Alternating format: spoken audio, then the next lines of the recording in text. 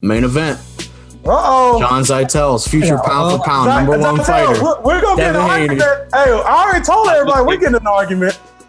I was ringside last night. Really, really fun fight. I think the fans Mandalay Bay, they loved it. I think everybody got a more exciting fight than they were thinking they were going to get. You know, I picked Haney by stoppage, and between rounds 5 and 7, it looked like he was going to get one. And I was very surprised that Linares was holding up to the punishment. I know Devin's not known as a puncher, but this was a guy who had been stopped 5 times previous. And, you know, ringside, the punches, they look like they hurt. Sometimes speed is power. And, you know, just being sharp and so accurate, I know those punches get the respect, but actually Linares kept marching forward through him, and his durability really surprised me. But the story of the fight, you know, the judges scored it 116, 112, 115, 113. This was one of the easiest fights to score. I thought first 9 rounds dominant by Haney, last 3 rounds pretty dominant by Jorge Linares. So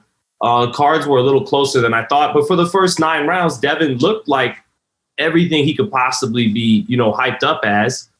And then he gets some big growing pains those last 3 rounds. And I would just say, to a lot of people who I understand where they're coming from about the criticisms on the performances, you know, this was his trial by fire. You know, Ryan Garcia got dropped in his trial by fire.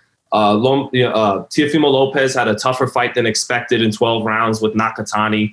So just my thing is, I'm really looking forward to his next fight to see how is he after that experience, you know, because we saw the level that Lopez jumped to after having that tough 12-round championship caliber fight with Nakatani. So if the Devin Haney that showed up the first 9 rounds can fight like that all 12, and his confidence has grown after going through that, man, he's a problem. He's a problem. And I know the thought is Ryan Garcia, Teofimo Lopez, Gervonta Davis, they land those kind of bombs and the kid would have been out of there. Yeah. And perhaps that's true for last night, but I don't think the kid that showed up last night is going to show up in the next fight. I think he's going to be better. I have one immediate question. I have one question about your statement there. Yeah. Did you say that it looked like Haney was going to get a stoppage in the middle of the fight? Carson, you guys, sometimes he was different than on TV, you know. But he was there, so it looks different. He was different. He's doing what's necessary to break a guy down. He's killing his body and touching him upstairs. Just Linares. I felt like there were 2 rounds where he kind of like really took control. It's not like he stepped on the gas pedal, but I felt like there were 2 rounds in the middle of the fight, late middle, like 7 and 8, I think it was, where he really took control, and it made me raise my eyebrow. I was like, oh, he's trying to stop Jorge Linares. Maybe because it looked like he was going to come on like that. I did see that, Shawn. Maybe I missed something, but I at no point in the fight yesterday was like, I don't know, Linares is in trouble. I'm not saying that. That's a stoppage then. If it's going to be close to a stoppage, he has to be in trouble. Yeah, I've never seen him. I'm not going to jump on what Shawn said in terms of him. I didn't see him stopping Jorge, but there were 2 points in the late middle of the fight where I was like, he just came on strong. He landed a lot of clean shots. I was like, oh, he's about to try to stop Jorge. And I thought he was going to continue to turn it on or turn it up is what I saw that Shawn probably saw as well. Yeah. You are right, Carson. Never had him out on his feet. Nothing like that. You're right. Yeah. I saw one guy wobbled yesterday and it wasn't Jorge Linares. So I'll say this. He had a really good performance yesterday. Like you said, best performance I've ever seen him have. Yeah. Really. That's the best I've ever seen him perform. Let me read it real quick because I love that you guys said that reflexes. I mean, we could see that every time he was offensively defensive aware, kind of like what I was talking about with Gary in the beginning of the show. The thing is, Gary doesn't have that kind of style. So it's just going to take you some working on, but you're going to get to a point where you're going to throw a punch and the guy is just going to come back with something. You got to be ready for that. He's got a great boxer's eye. He was throwing the right punches and landing them at the right times. You know, there were points where he threw a punch, he would make Jorge miss and he would come right back. That's a boxer's eyes. Very instinctive. It's something that you can't really teach. Some guys learn it, but it's something that you're kind of gifted with. And he has that. I think that he can take a punch outside of that one punch. There were a couple of them. There were some exchanges through the fight, and I was like, but he was okay through a majority of those exchanges. And he's got great punch selection. I mean, I saw him throwing some beautiful uppercuts. That's a punch that you really have to say, this dude is open for uppercut. I'm gonna throw it. And not too many guys. I'm gonna raise my hand. I'm not really that comfortable throwing the uppercut because I know it's a punch that if you don't land, you could possibly be vulnerable on the other side of that. So I don't really like throwing that punch. So those were the few good things that I saw. Best jab in boxing, according to Sergio Mora. And a very good jab as well. I really wouldn't say the best jab in boxing, but I wouldn't. I mean, I would say top 2, top 3, top 4. He's definitely top 5 in the jab area. Not too many guys are even throwing it as consistently as he's throwing it. So I really like that he utilizes his jab. He understands that he's got reach, he's got speed, he's got quickness, and it all starts with his jab. And so I really like that he throws his jab. And that last night was the best performance I ever seen Devin Haney ever do. Yeah. He's extremely gifted. Yeah, when he's throwing, he's already predicting what you're gonna do. Like, that's talent. The kid is something else. Mm-hmm. With that performance last night, he drops out of my top 25 to my top 30. Hold on, wait a minute. Yes. Hold on. Yes. You went the wrong. Yeah, I know. You went the wrong way. Hold on. I just said dropped. Hold on, because this is the Porterweight podcast. So this is gonna be a reflection of the entire show. He went from your No, this is Anthony. And I'll take it. So he out of your top 25. Yes. But he went up. So no, I didn't say that. No, he said he went down. Oh, he went down. All right. That didn't make sense to me. Okay. I said one of my top 20. Top 30, Ant. That's pretty good. Top 30 pound for pound. Yeah. Man. That's impressive. I just, man, I'm hearing it right. Yeah. So my problem was, and me and Shawn talked about this, when he got hit, he was fucked up. He never recovered from that. His body recovered.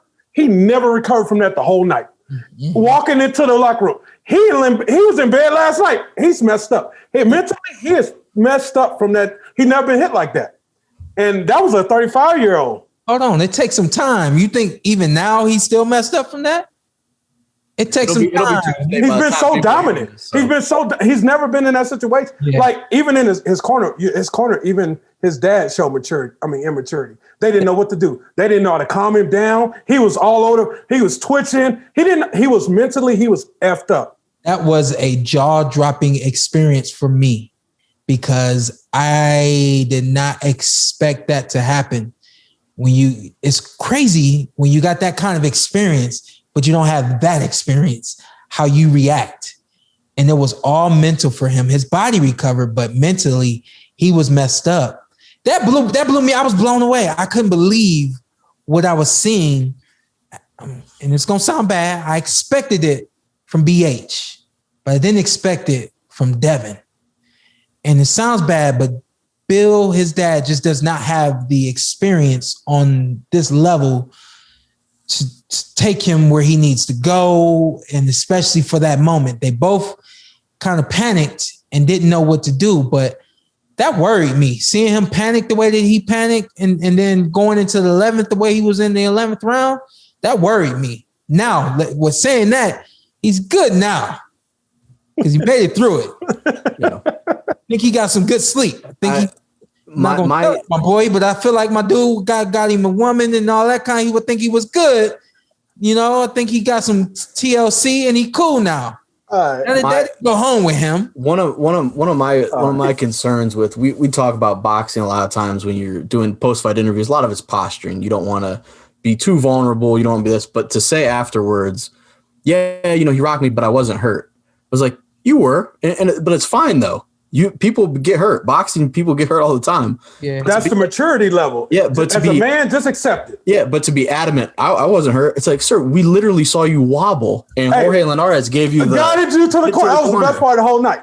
And to say that I wasn't hurt, that I was like, are you telling yourself that you weren't hurt, or do you actually think that you weren't hurt because you were clearly hurt by a shot? But yeah, I don't know. I don't think he dropped for me. I think he's about what I expected. I think he's a talented young fighter. I don't think he beats Teofimo Lopez. I don't think he beats Tank Davis, but I think he probably beats a lot of the other guys. Carson, how do you feel? I said I feel he needs to go the Loma route. Do not go Teo. Do not go Tank. I feel like the Loma route is the best for him. Eventually, you got to fight those guys, but right now, and we're done with that building shit. It's time it's top 5 or nothing. We done. You don't need to go down there fighting. Nope, it's top 5. You the guy? Step up. I think he beats Ryan Garcia. Or that route. Homie's gonna give him hell. Is he defined now by this 10th round? It shows he's chinny. Shows he's chinny. It might be chinny. I thought you said it shows he's shitty. I was like, he ain't shitty. No. Shawn Porter probably. Defined might be a bit harsh, but it's something where people that want to criticize Devin Haney will be able to say, "Oh, look at the 10th round. Look what happened." But he's going to define him by that 10th round. If they want to.